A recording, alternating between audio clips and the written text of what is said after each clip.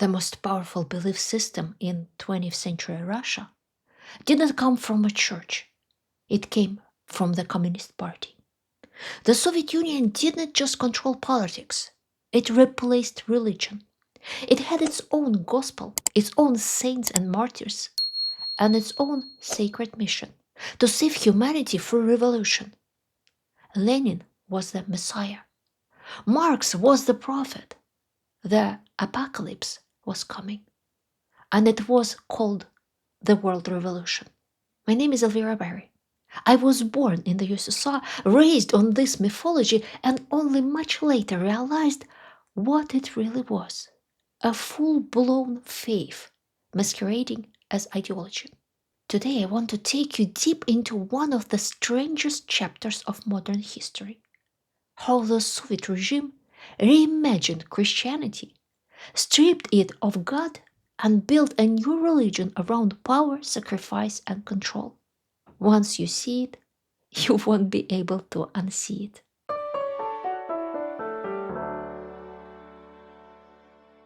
The foundation of communist ideology was borrowed directly from Christianity, especially the concept of the apocalypse. According to this worldview, people had lived in sin and darkness for centuries, but then came a special person, Vladimir Lenin, who sacrificed himself so that his followers could be saved and enter paradise, which in this case was the realm of communism. But before that could happen, the apocalypse had to occur, the world revolution in which the forces of darkness, the bourgeoisie, would be overthrown, and the forces of good would triumph. At the beginning of the 20th century, the Bolsheviks were convinced that the end of the world, the collapse of capitalism, was inevitable. And because of this, any normal person should help facilitate this natural historical movement, namely the destruction of capitalism. This led to a strange paradox. The goal of communism was a bright future, yet people were not allowed to be happy in the present. A good person was supposed to suffer to prove their loyalty to the communist cause.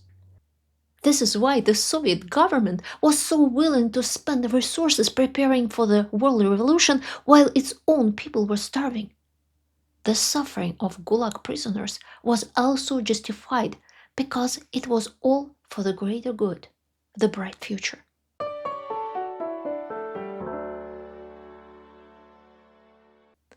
Bolshevik faithful went to the ends of the earth and put their lives in danger, just like Christian missionaries once did in Africa or Asia, seeking to save their souls of savages. They were absolutely convinced that they are doing the right thing. Their lives were governed by strict rituals, songs, sermons, and festive ceremonies. In traditional Russian homes, icons hung in the corner. These were replaced by portraits of the party leaders. Religious processions were swapped for demonstrations, where portraits of the leaders and slogans written on fabric replaced religious icons and banners. Religious school lessons became lessons in propaganda. This cult had everything that was needed to establish a new religion: the story about the creation of the world, the coming of the Savior, martyrs, saints, and prophecies about the future. It had its own sacred texts: the Old Testament of Karl Marx and the New Testament of Vladimir Lenin.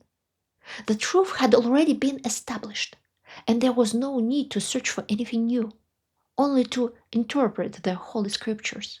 Heretics who harbored rebellious thoughts had to answer before the people, meaning they had to publicly repent at party meetings.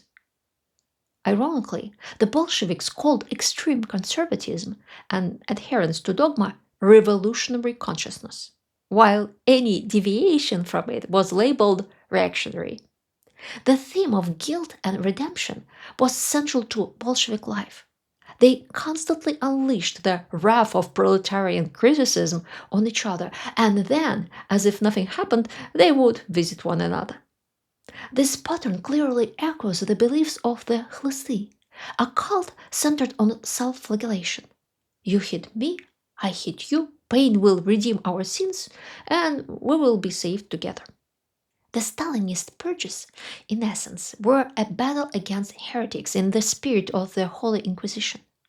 The party played the role of the church, with clear hierarchies, rituals, and rules. High ranking party officials technically owned nothing, but they controlled vast resources. The sect's power did not pass through inheritance. Common people were excluded from important decisions. A single person's life was of little value, but martyrdom, particularly for their faith, elevated one to almost saintly status. Children were fed stories from a young age about heroic young figures who were tortured and executed by various villains, but remained steadfast in their principles, never revealing the great secret and meeting death with a smile. This was a genuine cult of death. When I was a child, I seriously regretted that there was no fascist left in our area from whom I could heroically die and gain glory.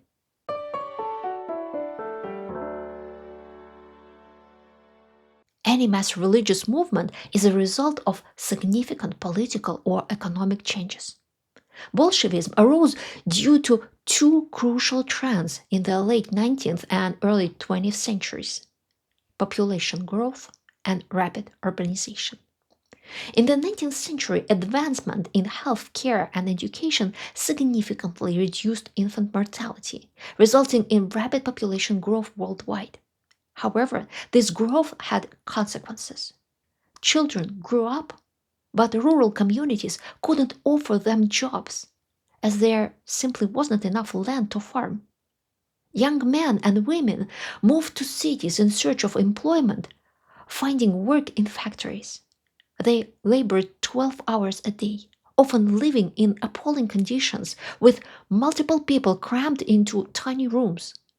This situation could not last forever. As discontent simmered over the years, it ultimately boiled over into World War I. Soldiers enlisted in large numbers, eager to relieve their frustrations by fighting their neighbors whom they blamed for their woes. Millions of enemies were eliminated, yet happiness never materialized. Military defeats during the war triggered revolutions across many European countries. However, Russia, with its large rural population and numerous unresolved social issues, was hit the hardest. Soldiers returning from the front lines were eager to follow anyone who promised them peace, land, and a better future. This is how the Bolsheviks came to power in 1917, seizing the opportunity to impose their ideology on the masses. Their message found fertile ground, as it closely mirrored Christian beliefs, and many accepted it simply because it felt familiar.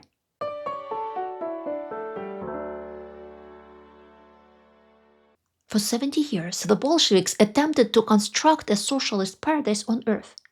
But why exactly did they fail? They unknowingly destroyed their breeding ground. Communism ideology could only captivate semi-literate peasants who had recently moved to the cities. The ideal communist was a young person, blindly trusting their commanders and never questioning their statements. These individuals had little to no doubts, and they were eager to prove themselves, willing to give their lives for a noble cause. Such people could be inspired to work tirelessly on Soviet construction projects for little pay or to fight another war in the name of the global revolution. They could easily bully enemies of the state simply because they were told to. But by the end of the 20th century, Soviet society had changed drastically. Most of the population now lived in cities and had received education. Population growth had slowed significantly, and the value of human life had risen. The government could no longer rely on the promise of a communist paradise. I wrote my novel Russian Treasures to explore how all of this began. Not from the perspective of the Bolsheviks or their opposition, but from the viewpoint of a neutral observer who came to revolutionary Russia from South America. In this sense, My main character, Klim Rogov, is quite similar to us. I hope that while immersing yourself in this history, you also reflect on what you would do if you lived through such a time of dramatic change. It's an experience that's not only educational, but deeply thought-provoking. If you found something useful in today's video, please support my channel through super thanks or by clicking the join button below.